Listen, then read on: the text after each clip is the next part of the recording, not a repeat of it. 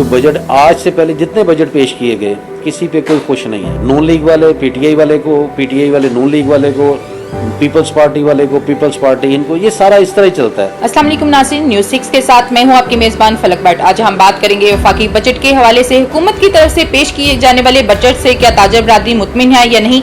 इसी हवाले से हम बात करेंगे हफीज सेंटर के सदर मलक कलीम साहब से, उनसे बात करेंगे और जानने की कोशिश करेंगे कि वफाकी बजट से ताजर बरादरी किस हद तक मुतमिन है। जी कलीम साहब, सबसे पहले मुझे ये बताइए कि 34 खरब से जायद हसारे का बजट पेश किया गया, जबकि मजमूई तहमीना जो है वो 88 खरब से ज्यादा लगाया गया है। इस हवाले से आपका क्या कहना है? बिस्मिल्लाहिर्रहमानिर्रहीम।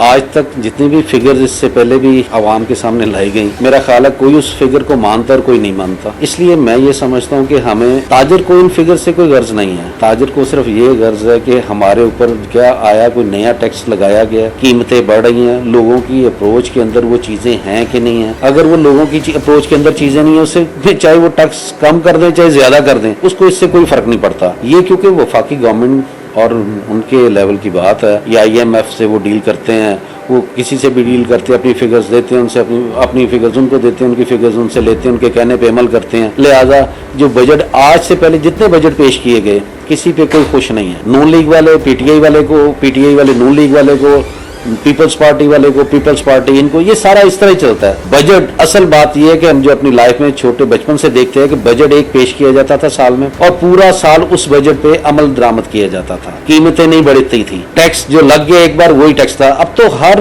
3 महीने बाद मिनी बजट आ जाता है, हर महीने बाद मिनी बजट आ जाता है, टैक्स लगे ना लगे कीमतें बढ़ जाती हैं। माफिया इस मुल्क के अंदर मौजूद है जो कि किसी सूरत, चाहे वो चीनी का बहरान है, चाहे आटे का बहरान है, चाहे पेट्रोल का बहरान है। तो इसलिए मैं ये समझता हूँ अगर गवर्नमेंट सिर्फ मिनी बजट ना लाए, सिर्फ एक बजट दे के उस पर स्टैंड कर ले, एक साल बाद नया बजट दे, कीमतें जो बढ़ती हैं हर रोजमर्रा अशिया की, खास तौर पे जो जरूरियात जिंदगी हैं, उनकी कीमतें ना बढ़े तो फिर आम आदमी मुतासर नहीं होगा। अच्छा कलीम साहब, मुझे ये बताइएगा, आप क्या समझते हैं जो बजट पेश किया गया है इसमें ताजरों और इंडस्ट्री को क्या रिलीफ दिया गया है? रिलीफ की जब तक बात है तो मेरा ख्याल है कि रिलीफ तो नहीं दिया गया। जो रिलीफ दिया गया वो शायद उन लोगों को रिलीफ मिला है जो पहले ही रिलीफ में मौजूद थे। हमें तो आम ताजर की, हम छोटे ताजर की बात करते हैं, इंडस्ट्रियलिस्ट हम है नहीं है। जो इंडस्ट्रियलिस्ट लोग हैं वो इसमें रिलीफ भी ले लेते हैं गवर्नमेंट से, क्योंकि मैं ये समझता हूँ उनके अपने लोग गवर्नमेंट के अंदर मौजूद होते हैं, चाहे वो कोई भी गवर्नमेंट हो। वो गवर्नमेंट को फीड इस तरह करते हैं कि गवर्नमेंट हमेशा उनको तो रिलीफ दे देती है लेकिन आम छोटे दुकानदार को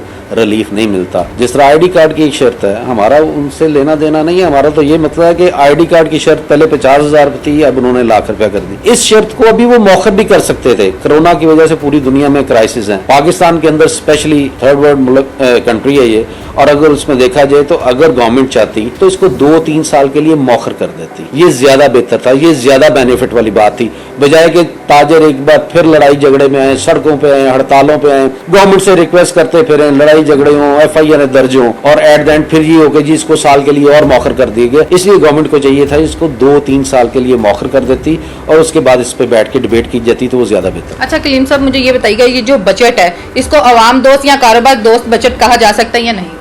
कारोबार दोस्त, आवाम दोस्त बजट तो उस सूरत में होगा जब लोगों को रिलीफ मिलेगा, लोगों के अंदर परचेजिंग पावर होगी, लोग मार्केट्स में आएंगे, चीजें खरीदेंगे, दुकानदार को फायदा होगा, बिजनेस करके वो पैसे कमाएगा, फिर ही वो रिलीफ मिलेगा, फिर ही वो, मैं ये समझता हूँ ये दोस्त बजट हो सकता है। जो हालात जा रहे हैं और आने वाले दिनों में खास तौर पर जब हम देख रहे हैं कि कोरोना की अभी तक कोई वैक्सीन दरियाफ्त नहीं हुई, मेडिसिन ही ऐसी बनी कि जिसकी वजह से लोग बेहतर, ये 2-3 साल के लिए वो कह रहे हैं कि लोगों को इसके साथ जीना मरना है, तो 2-3 साल के लिए कम से कम इनको ये चाहिए था कि लोगों को रिलीफ दें, फिर ही मैं मानूंगा कि रिलीफ है, अदरवाइज मैं नहीं मानता इस बात। जी नाज़रीन, आपने सुनी हफीज सेंटर के सदर कलीम साहब की बातें। इसी के साथ अपनी मेजबान फलक भट्ट को इजाजत दीजिएगा। अल्लाह निगहबान।